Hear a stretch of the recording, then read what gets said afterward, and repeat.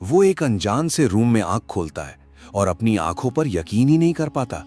जब वो मिरर में देखता है तो उसके सामने एक ऐसा प्रिंस खड़ा होता है जो बिल्कुल उस नॉवेल से बाहर निकला हुआ लगता है जो उसने कभी पढ़ा था। पहले तो उसको जबरदस्त शॉक लगता है और कंफर्म करने के लिए खुद को जोर से थप्पड़ मार देता है, और जैसे ही असली दर्द महसूस होता है, डरने की जगह उसकी खुशी कंट्रोल से बाहर हो जाती है। भाई की तो लॉटरी लग गई। तभी उसके सामने एक सिस्टम मैसेज पॉपअप होता है। उससे मिलता है सो कॉल्ड एचपी सिस्टम, जो ट्रीटमेंट के थ्रू उसके इंटरनल ऑर्गन से एचपी अर्न करने देता है, और जितना एचपी वो कलेक्ट करेगा उससे नए स्किल्स अनलॉक कर सकता है या पावरफुल क्रीचर्स समन कर सकता है। सुनने में तो फुल ओपी सिस्टम लग रहा है, लेकिन असली ट्विस्ट अभी बाकी है। सिर्फ एक प्रॉब्लम है, उसका करंट एचपी लेवल 0 पर अटका हुआ है। फिलहाल उसे खुद भी समझ नहीं आ रहा कि इसका मतलब उसके लिए क्या है। रियल वर्ल्ड में उसने अपनी खुद की क्लिनिक खोली थी, लेकिन किस्मत ने उसका साथ बिल्कुल नहीं दिया। कोविड-19 के दौरान उसके कई पेशेंट्स इन्फेक्टेड हो गए और सब ने उसकी क्लिनिक को ही ब्लेम कर दिया। धीरे धीरे उसका बिजनेस बर्बाद हो गया, वो बैंकरप्ट हो गया और कर्जों के नीचे दब गया। एक रात हद से ज्यादा शराब पीने के बाद उसने ब्रिज से जंप कर दिया, और इसी तरह उसकी एंट्री हुई एक बिल्कुल नए वर्ल्ड में, एक नए बॉडी के अंदर। अब कम से कम उसके सारे कर्ज तो खत्म हो चुके थे, लेकिन जैसे ही एक्साइटमेंट में बेड से उछलकर उठता है, अगले ही सेकंड धड़ाम से वापस गिर जाता है। अरे भाई, ये बॉडी तो लोडिंग स्क्रीन से भी स्लो निकली। इस बॉडी में कुछ बहुत ही सीरियस प्रॉब्लम है। उसका पर्सनल डॉक्टर गार्डन तुरंत रूम में दौड़ता हुआ आता है और उसे शांत रहने और अचानक मूवमेंट ना करने की सलाह देता है। अपना हाथ देखते ही उसे समझ आ जाता है कि ये बॉडी एक नॉर्मल 40 साल के आदमी से भी ज्यादा वीक है, जबकि वो खुद एक यंग लड़का है। तब उसके होश उड़ जाते हैं। उसे याद आता है कि जिस कैरेक्टर के बॉडी में वो आया है, वो पूरी नॉवेल में हमेशा बेड पर ही पड़ा रहता था और सिर्फ थोड़ी देर के लिए ही दिखाई देता था। और सिर्फ इतना ही नहीं, उस कैरेक्टर की डेथ सिर्फ 22 साल की एज में हो जाती है। दिल में डर लेकर वो गार्डन से अपनी एज पूछता है। गार्डन जवाब देता है 21 साल। ये सुनते ही वो अपना होंठ काट लेता है। जब तक उसे इस कैरेक्टर की हेल्थ प्रॉब्लम के बारे में पता नहीं था, तब तक वो खुश था कि कर्जों भरी जिंदगी छोड़कर अब क्राउन प्रिंस की लग्जरी लाइफ एंजॉय करेगा। लेकिन अब उसे एहसास होता है कि उसके पास सिर्फ 1 साल बचा है। उसे नॉवेल का वो सीन याद आता है जहां क्राउन प्रिंस को दुनिया का बेस्ट ट्रीटमेंट मिला था। क्लेरिक की ब्लेसिंग भी मिली थी, फिर भी कुछ काम नहीं आया और आखिर में उसकी मौत हो ही गई।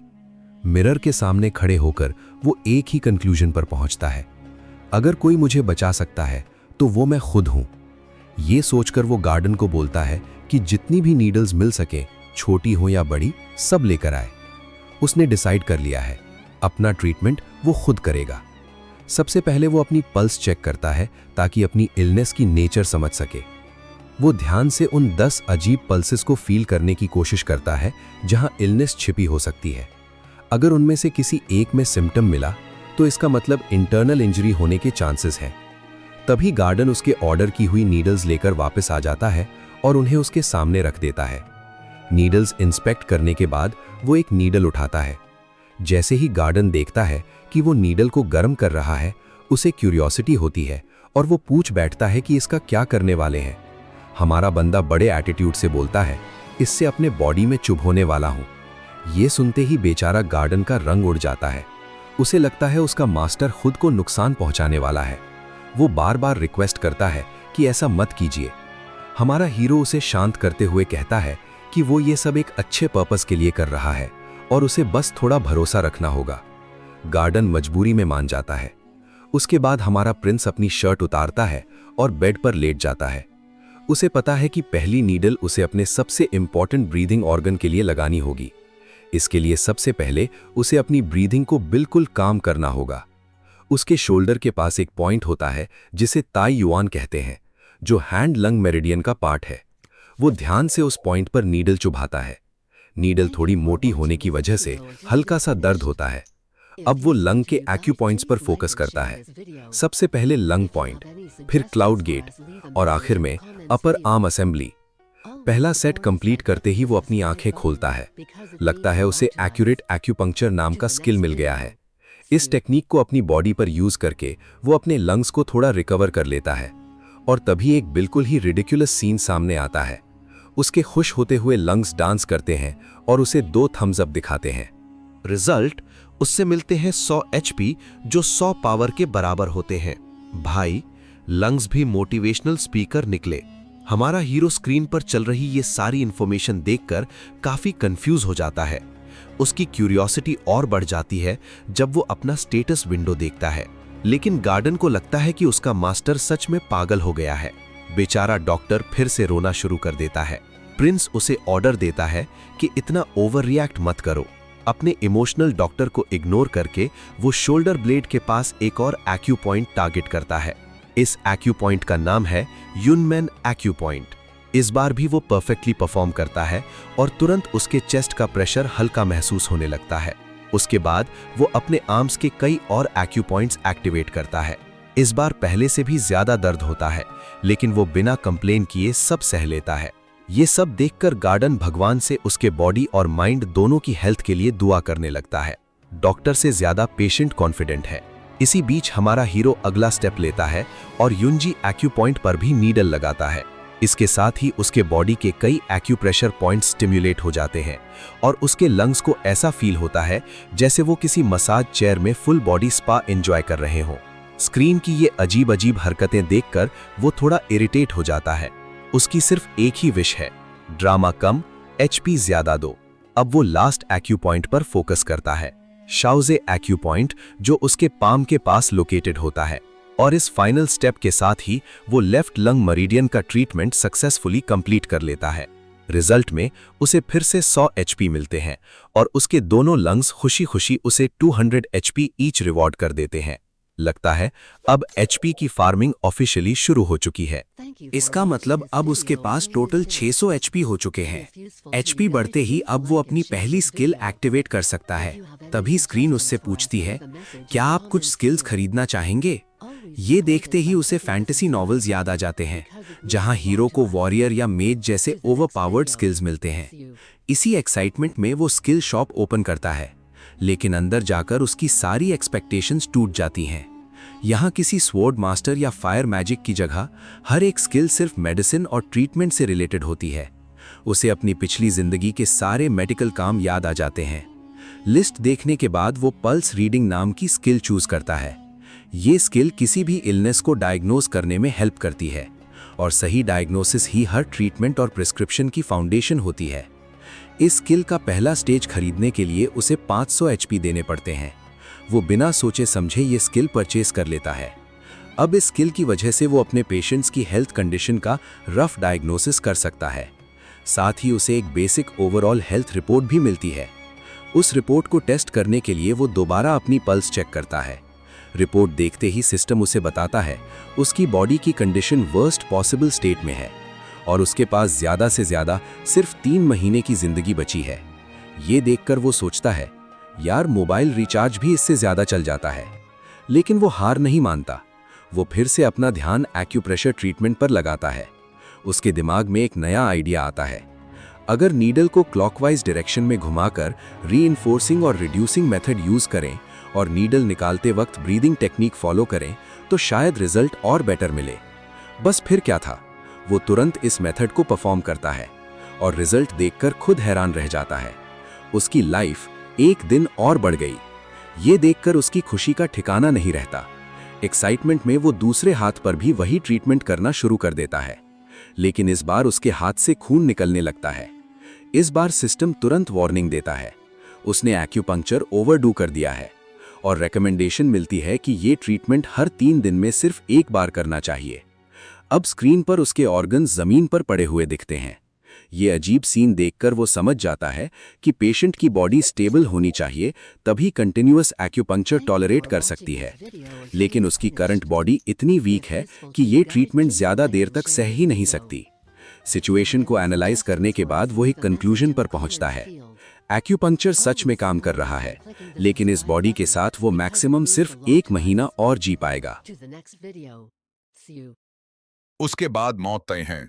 अब वो फैसला करता है कि सिर्फ नीडल से काम नहीं चलेगा, उससे दवा की भी जरूरत है। इसलिए वो गार्डन की तरफ देखता है, जो इस दुनिया का डॉक्टर है।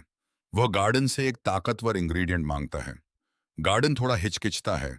हमारा हीरो पूछता है, क्या तुम्हारे पास वुल्फ्सबेन रूट है? गार्डन बताता है कि यह महल में मौजूद नहीं है, इससे मैं पैलेस से मंगवाना पड़ेगा।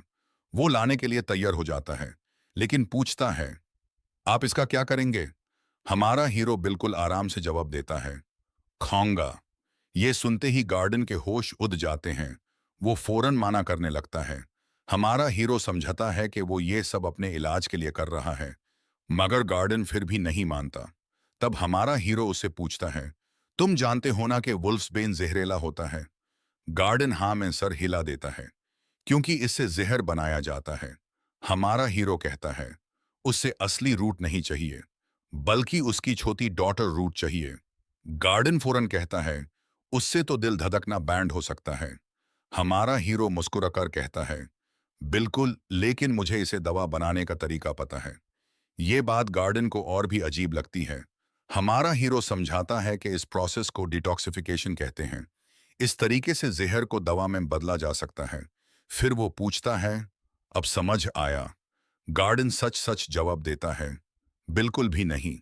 लेकिन फिर भी वो इस नए इलाज पर भरोसा करने का फैसला करता है। शायद इसी से क्राउन प्रिंस बच जाए।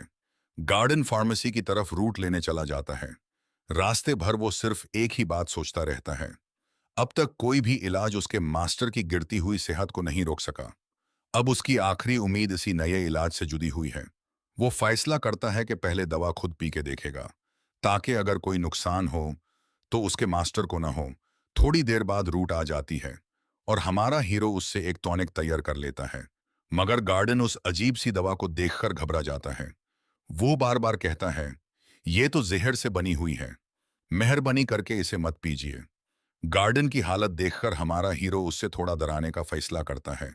वो कहता है, ठीक है, पहले तुम ही पी लो। ये सुनते ही गार्डन का चेहरा खिल उठता है। वो खुशी खुशी तैयार हो जाता है, अपने मास्टर के लिए अपनी जान देने को भी। गार्डन की इतनी वफादारी देखकर हमारे हीरो को नॉवेल याद आ जाता है। शुरू में गार्डन डॉक्टर भी नहीं था, सिर्फ एक असिस्टेंट था। वक्त के साथ जितने भी डॉक्टर्स क्राउन प्रिंस का इलाज करने आए, सब एक एक करके छोड़कर चले गए, मगर गार्डन कभी उसका साथ छोड़कर नहीं गया।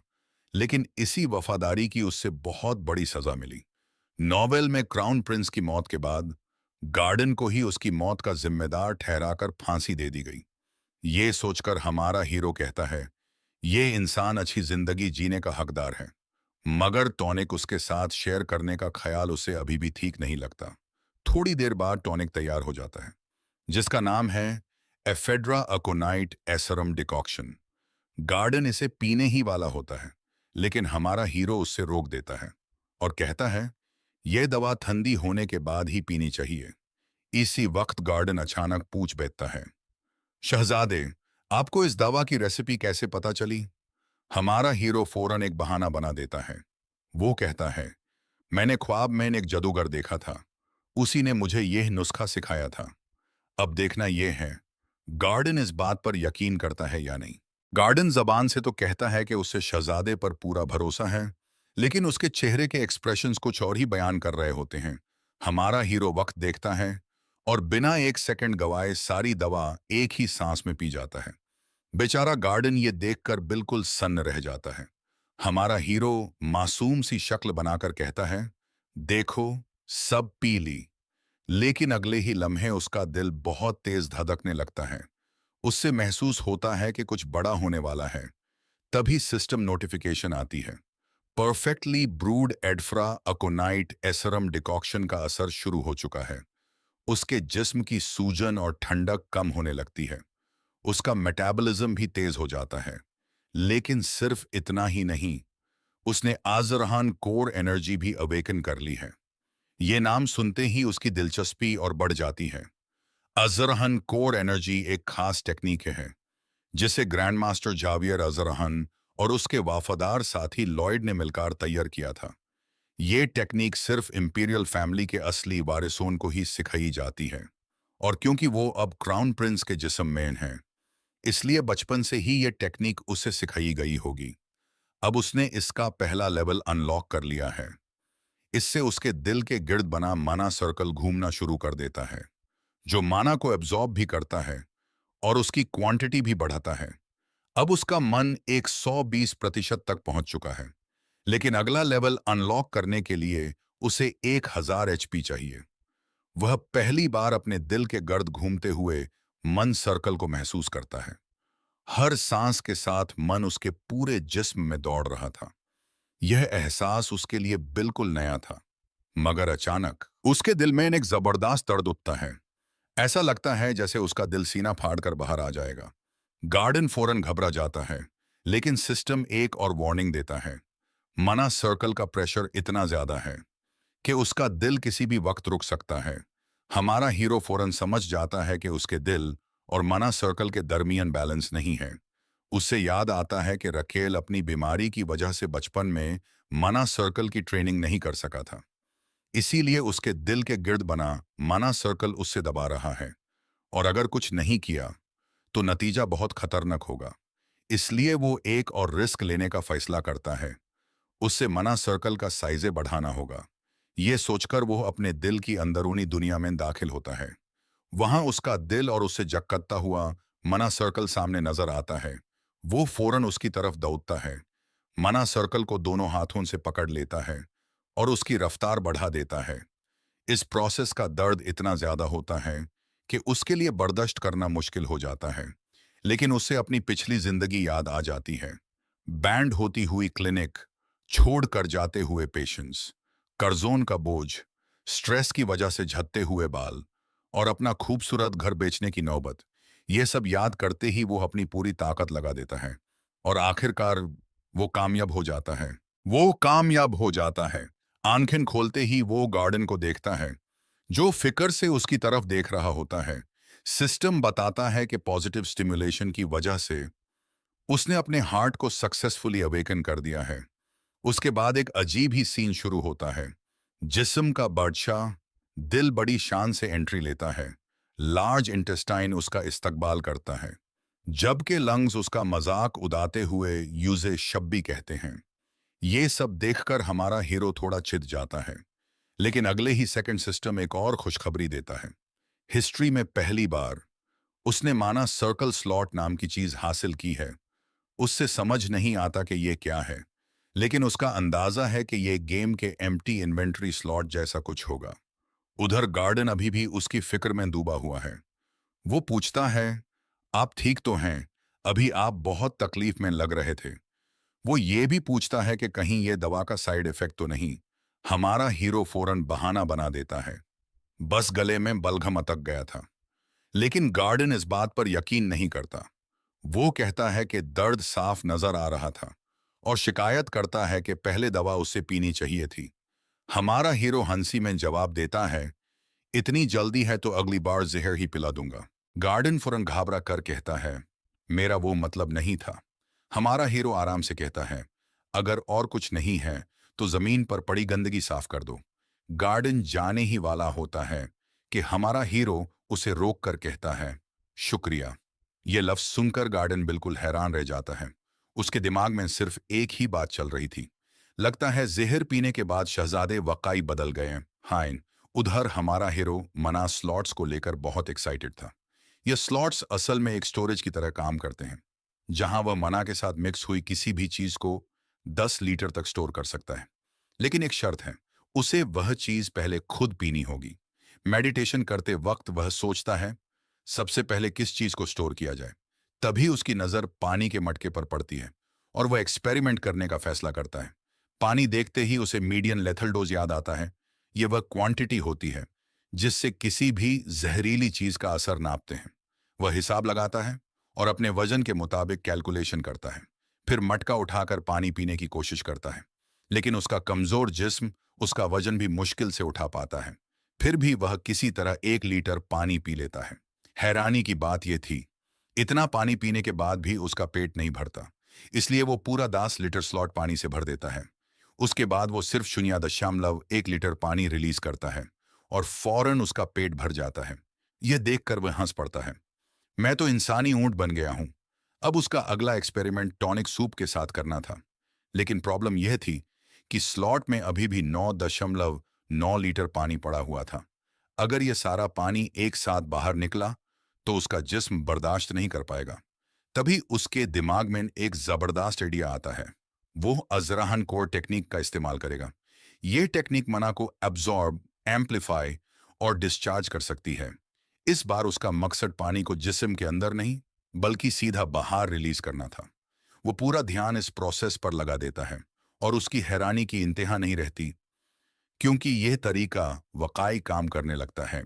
अब अगला स्टेप था माना स्लॉट में स्टोर किया हुआ पानी दोबारा मटके में वापस निकालना। लेकिन जैसे ही वो टेक्निक यूज करता है, उसका कंट्रोल बिगड़ जाता है और पानी आराम से निकालने की जगह वाटर कैनन की तरह फट पड़ता है। मटका भी उसी वक्त टूट जाता है। जोरदार आवाज सुनते ही महल के गार्ड्स दौड़ते हुए उसके कमरे में घुस आते हैं। उधर हमारा हीरो खुद हैरान था। उसने सोचा था पानी नल की तरह निकलेगा, लेकिन यह तो सीधा प्रेशर कैनन बन गया। गार्डन भी गार्ड्स के साथ पहुंच जाता है। घबरा कर पूछता है, क्या महल पर किसी ने हमला कर दिया? हमारा हीरो फौरन कोई बहाना सोचने लगता है। फिर कहता है, गुस्से में मैंने मटका तोड़ दिया। हैरानी की बात यह थी, सब उसकी बात मान लेते हैं। एक गार्ड पूछता है, आपको चोट तो नहीं लगी? वह मुस्कुराते हुए कहता है, बस पैर पर हल्की सी खरोंच है। गार्ड गार्डन को हुक्म देता है कि पहले जख्म का इलाज करे, फिर शहजादे को रूम नंबर 2 ले जाए। गार्डन फौरन हाँ कर देता है। कमजोर जिस्म की वजह से गार्डन उसे अपनी पीठ पर उठाकर ले जाता है। पिगी बैक राइड के दौरान हमारा हीरो सोचता है, मेरा इतना बेकार बहाना भी सबने मान लिया। फिर उसे समझ आता है, शायद सिर्फ इसलिए क्योंकि मैं क्राउन प्रिंस हूं। गार्डन यूज बेड पर लिटा देता है। जाने लगता है तो हमारा हीरो कहता है, तुम भी जाकर आराम कर लो। गार्डन के जाते ही वो दोबारा अजराहन कोड टेक्निक के बारे में सोचने लगता है। उसने मना को एम्पलीफाई करके हाथ से डिस्चार्ज किया था, मगर नतीजा वाटर कैनन निकला। अब वो फैसला करता है कि अगली बार ज्यादा एहतियात से एक्सपेरिमेंट करेगा। वो नहीं चाहता कि किसी को उस पर शक हो। इसी बीच एम्परर तक भी खबर पहुंच जाती है कि क्राउन प्रिंस अपने आप को नीडल से चुभ रहा है और झर पी रहा है। यह सुनकर एम्परर बहुत गुस्से में आ जाता है। उसे समझ ही नहीं आता उसका बेटा आखिर कर क्या रहा है। अगली सुबह हमारा हीरो 10 लीटर टॉनिक तैयार कर लेता है, लेकिन गार्डन पास ही खड़ा था और वो जानता था अगर गार्डन ने यूस इतनी सारी दवा पीते देख लिया तो बेचारा वहीं बेहोश हो जाएगा। इसलिए वो गार्डन से कहता है, थोड़ी देर के लिए बाहर इंतजार करो। गार्डन सीधा जवाब देता है, आप फिर वही दवा पीने वाले हैं ना? उसे पिछली बार का दर्द भी याद था और वह बलगम वाला बहाना भी। गार्डन परेशान होकर पूछता है, इतना सारा टॉनिक क्यों बनाया है? हमारा हीरो कहता है, बस एक एक्सपेरिमेंट कर रहा हूं, और झूठ बोलता है कि वह सिर्फ थोड़ी सी क्वांटिटी पिएगा। गार्डन हंसकर कहता है, वैसे भी आप इतना सब पी नहीं सकते। लेकिन हमारा हीरो उसकी बातों से तंग आ जाता है और उसे सीधा किचन से बाहर निकाल देता है। दरवाजा बंद होते ही वो पूरे 10 लीटर टॉनिक को एक ही बार में पी लेता है। असल में वो सब माना स्लॉट्स में स्टोर हो जाता है। अब बस धीरे धीरे यूज रिलीज करना था। रोज के काम करते हुए वो थोड़ी थोड़ी मेडिसिन अपने जिस्म में डिस्चार्ज करता रहता है। उसके ऑर्गन्स धीरे धीरे रिकवर होने लगते हैं और सिस्टम यूज एचपी देना शुरू कर देता है। अब उसके पास 500 एचपी हो चुके थे। वह अब भी टेंशन में था, लेकिन उसकी सबसे बड़ी ख्वाहिश थी अपनी जिंदगी को और लंबा करना। इसलिए वह बार बार मेडिसिन रिलीज करता रहता है। उधर ऑर्गान वर्ल्ड में हार्ट पूछता है, आज खाने में क्या है? लार्ज इंटेस्टाइन जवाब देता है, एफेड्रा अकोनाइट असारम। फिर कहता है, जैसे ही रकेल एम्परर के सामने झुकता है, एम्परर फौरन उसके चेहरे की घबराहट महसूस कर लेता है। उधर हमारा हीरो अंदर ही अंदर सोच रहा था, यार और कितनी देर झुककर खड़ा रहना पड़ेगा। एम्परर उससे पूछता है, साइट पैलेस में तुम्हारी जिंदगी कैसी चल रही है? सब ठीक है? रकेल अदब से जवाब देता है, जी सब ठीक है। लेकिन अंदर ही अंदर वो इरिटेट हो रहा था, क्योंकि बात करते वक्त भी उसे झुककर ही खड़ा रहना पड़ रहा था। फिर एम्परर सीधा असल मुद्दे पर आ जाता है, मैंने सुना है तुम अपने आप को नीडल्स से चुभो रहे हो और जहर पी रहे हो। रकेल फौरन इनकार करने की कोशिश करता है, लेकिन एम्परर उसकी एक भी बात नहीं मानता। वो गुस्से में कहता है, तुम क्राउन प्रिंस होकर इंपीरियल फैमिली की बेइज्जती कर रहे हो। और फिर एक ऐसी बात कहता है जिसकी रकेल ने बिल्कुल उम्मीद नहीं की थी, अगर तुम क्राउन प्रिंस का बोझ नहीं उठा सकते तो ये रुतबा अपने छोटे भाई को दे दो। रकेल फौरन अदब से मना कर देता है। ये जवाब सुनकर एम्परर और भी ज्यादा गुस्से में आ जाता है। लेकिन इसी वक्त रकेल के दिमाग में एक बात क्लियर हो जाती है। एम्परर चाहे तो इसी वक्त उससे क्राउन प्रिंस के रुतबे से हटा सकता था, लेकिन वो ऐसा नहीं कर रहा, बल्कि चाहता है कि रकेल खुद सबके सामने अपनी मर्जी से ये रुतबा छोड़े, ताकि दुनिया कहे कि क्राउन प्रिंस ने खुद अपने भाई को वारिस माना है। रकेल फौरन समझ जाता है ये सिर्फ बाप का फैसला नहीं, एक सियासी चाल है। लेकिन वो भी इतनी आसानी से हार मानने वालों में से नहीं था, चाहे उसका जिस्म कितना ही कमजोर क्यों ना हो। उधर एम्परर तख्त से उठकर गुस्से में चिल्लाता है, तुम सिर्फ क्राउन प्रिंस का टाइटल बचाने के लिए इंपीरियल फैमिली को शर्मिंदा कर रहे हो। रकेल आराम से जवाब देता है, मुझे इस टाइटल की कोई परवाह नहीं। असल वजह कुछ और थी। उसने नॉवेल पढ़ रखी थी और उसे पता था कि अगर सेकंड प्रिंस अगला बादशाह बना तो आने वाली बड़ी जंग में पूरी एम्पायर तबाह हो जाएगी। सेकंड प्रिंस में इतनी सलाहियत ही नहीं थी। इसलिए रकेल एम्परर की तरफ देखकर कहता है, मुझे सिर्फ अपने खानदान और एम्पायर की तरक्की की फिक्र है। फिर वो एक प्रपोजल देता है, मुझे एक मौका दीजिए, मैं साबित करूंगा कि मैं सेकंड प्रिंस से बेहतर हूं। सीन दोबारा साइड पैलेस की तरफ शिफ्ट होता है। गार्डन बेचैन होकर इंतजार कर रहा था। जैसे ही रकेल वापस आता है, गार्डन फौरन पूछता है, बादशाह ने क्यों बुलाया था? राकेल सारी बात बता देता है और फिर एक और बॉम्ब गिरा देता है। कल मेरा सेकंड प्रिंस के साथ स्वॉर्ड ड्यूएल होगा। ये सुनकर गार्डन का रंग उड़ जाता है। वो अपना सामान बांधना शुरू कर देता है। राकेल हैरान होकर पूछता है, ये क्या कर रहे हो? गार्डन उदास होकर कहता है, आप हार जाएंगे, फिर मेरी भी छुट्टी हो जाएगी। उधर एम्परर भी राकेल की बातों के बारे में सोच रहा था। उसे पहली बार अपने बेटे का एक नया रूप देखने को मिला था। इसी क्यूरियोसिटी की वजह से उसने ड्यूएल की इजाजत दे दी। अगले दिन पूरे एम्पायर के लोग इस ड्यूएल को देखने के लिए जमा हो जाते हैं। सबकी नजरें दो शहजादों पर टिकी होती हैं और महल की लड़कियां ज्यादातर सेकंड प्रिंस थियोडोर को सपोर्ट कर रही होती हैं। स्टेज पर राकेल ड्यूएल से पहले वार्म अप कर रहा था। तभी थियोडोर उसके पास आता है। वो नरमी से कहता है, भाई, ये सब करने की जरूरत नहीं है। वो परेशानी से कहता है, मैं नहीं चाहता कि तुम अपनी सेहत को खतरे में डालो। उसके हिसाब से सबको पहले ही पता था कि ड्यूएल का विनर कौन होगा। लेकिन राकेल मुस्कुराकर कहता है, तुम और फादर दोनों मेरी नीयत को गलत समझ रहे हो। मैं हारने के लिए यहां नहीं आया।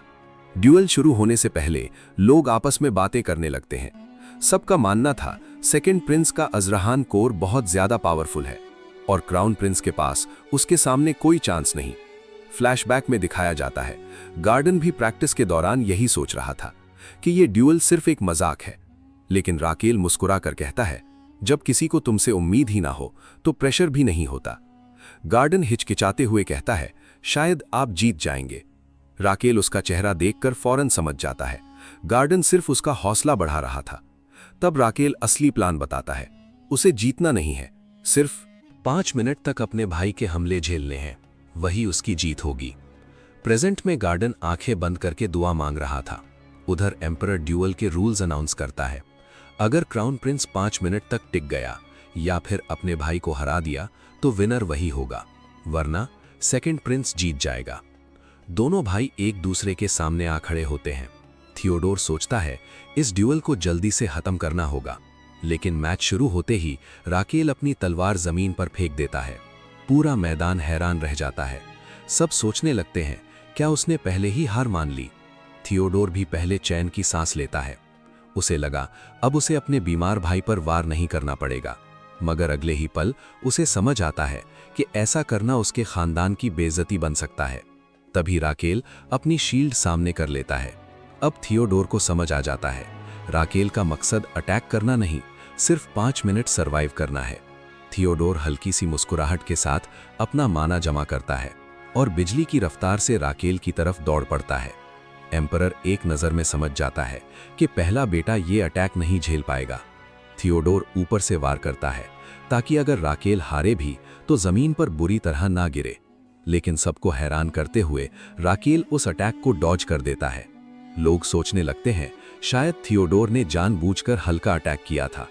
इस बार थियोडोर पूरी ताकत से दूसरा वार करता है। राकेल जोर से दूर जाकर गिरता है, लेकिन फिर भी वो दोबारा खड़ा हो जाता है।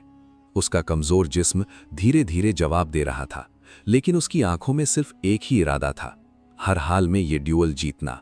क्योंकि अपनी पिछली जिंदगी में पुलिस ऑफिसर होने की वजह से उसने सारी उम्र सिर्फ एक चीज की प्रैक्टिस की थी, अटैक। अब रकेल अपनी शील्ड के पीछे छुप सा जाता है। उधर सेकंड प्रिंस पूरी रफ्तार से उसकी तरफ दौड़ता है। उसका माना एब्जॉर्ब करने की स्पीड देखकर रकेल भी एक पल के लिए हैरान रह जाता है, लेकिन अगले ही लम्हे उसके चेहरे पर एक हल्की सी मुस्कुराहट आ जाती है, क्योंकि उसके दिमाग में पहले से ही एक जबरदस्त प्लान चल रहा था। उधर थियोडोर भी पूरी तरह सीरियस हो चुका था। वो अपनी सारी माना इकट्ठी करता है और हवा में उछलकर सीधा रकेल पर जोर से वार करता है, लेकिन इस बार रकेल बिना हिले उस अटैक को रोक लेता है, क्योंकि उसने पहले ही अपनी लोअर बॉडी की खास ट्रेनिंग की थी। सिर्फ इतना ही नहीं, उसने ब्लैकस्मिथ से अपनी शील्ड भी स्पेशली कस्टमाइज करवाई थी। मगर असली सरप्राइज अभी बाकी था। रकेल ने पहले ही अपने माना स्लॉट में एक खास कॉकटेल स्टोर कर रखी थी, जो सिर्फ अपने प्यारे छोटे भाई के लिए थी।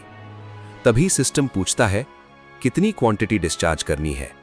रकेल मुस्कुराकर कहता है, 0.2 लीटर। अगला ही पल वो कॉकटेल थियोडोर के जिस्म में रिलीज हो जाती है। थियोडोर का चेहरा फौरन लाल पड़ जाता है। उसे जोर जोर से हिचकियां आने लगती हैं। बेचारा बिल्कुल समझ ही नहीं पाता कि उसके साथ हो क्या रहा है। रकेल को नॉवल की एक बात याद आ जाती है। थियोडोर को अल्कोहल बिल्कुल भी बर्दाश्त नहीं होती, इसीलिए उसने अपने माना स्लॉट में अलग अलग तरह की शराब स्टोर करके रखी थी, और अब धीरे धीरे वो सब उसके भाई के जिस्म में रिलीज कर रहा था। लेकिन थियोडोर भी इतनी आसानी से हार मानने वाला नहीं था। वो खुद को संभालता है और सोचता है, मुझे फादर की तारीफ चाहिए, लोगों की तालियां चाहिए, और क्राउन प्रिंस का रुतबा भी। उसके हिसाब से एम्पायर के लिए सबसे बेहतर फैसला वही था, इसलिए उसे हर हाल में जीतना ही था। ये सोचकर वो दोबारा रकेल पर टूट पड़ता है। रकेल भी हैरान था, इतना बड़ा कॉकटेल बॉम्ब खाने के बाद भी खड़ा है। वो फौरन एक और अटैक करता है। इस बार 0.1 लीटर और डिस्चार्ज कर देता है। अचानक सीन बदलता है। थियोडोर खुद को एक अजीब सी दुनिया में पाता है। ये रकेल के ऑर्गन्स की दुनिया थी। वहां हार्ट उसके हाथ में एक ग्लास पकड़ा देता है और कहता है, ये ड्रिंक उन्होंने भेजी है। थियोडोर पीछे मुड़कर देखता है। वहां रकेल खड़ा था, हाथ में ग्लास उठाए, जैसे उसके नाम का टोस्ट कर रहा हो। यह देखकर थियोडोर बिल्कुल शॉक हो जाता है। उससे लगता है कि शायद वो नशा करके हेलुसिनेशन देख रहा है। रकेल देख लेता है कि उसका भाई पूरी तरह कंफ्यूज हो चुका है। बस इसी मौके का फायदा उठाते हुए वो अपने मना स्लॉट का सारा प्रेशर एक अटैक में बदल देता है और पूरी ताकत से वार करता है। थियोडोर सीधा जमीन पर जा गिरता है। पूरा अरीना सन रह जाता है। किसी को यकीन ही नहीं होता कि ये सब सच में हुआ है। उधर एम्परर की नजर फौरन रकेल पर टिक जाती है। अब उससे कोई शाक नहीं था। रकेल वकाई अजराहन कोर यूज कर रहा था। इतनी भीड़ के बीच भी एम्परर उस एनर्जी को साफ महसूस कर सकता था। उधर थियोडोर धीरे धीरे आंखें खोलता है। अपने सामने रकेल को खड़ा देखकर वो हैरान रह जाता है। रकेल आराम से कहता है, मैंने तुम्हारी इम्प्योर मन को साफ कर दिया। ये सुनकर थियोडोर फौरन समझ जाता है, ये तो अजराहन कोर की ताकत है। वह हैरानी से पूछता है, तुम्हारी तबीयत तो हमेशा खराब रहती थी, फिर तुम अजराहन कोरे कैसे उस कर रहे हो? रकेल कंधे उचका कर कहता है, बस थोड़ा लाइट सीखा। थियोडोर नीचे पड़ी अपनी तलवार की तरफ देखता है और धीरे से कहता है, मैं हार गया। रकेल हल्का सा मुस्कुरा देता है। फिर उसकी नजर थियोडोर के माथे पर लगे खून पर पड़ती है। वो बताता है कि यह चोट उसके अटैक को शील्ड से रोकने की वजह से लगी थी। यह सुनकर थियोडोर को अपनी गलती समझ आ जाती है। यह देखकर थियोडोर सबके सामने झुक जाता है और क्राउन प्रिंस के तौर पर अपने बड़े भाई की कबीलियत को तस्लीम कर लेता है।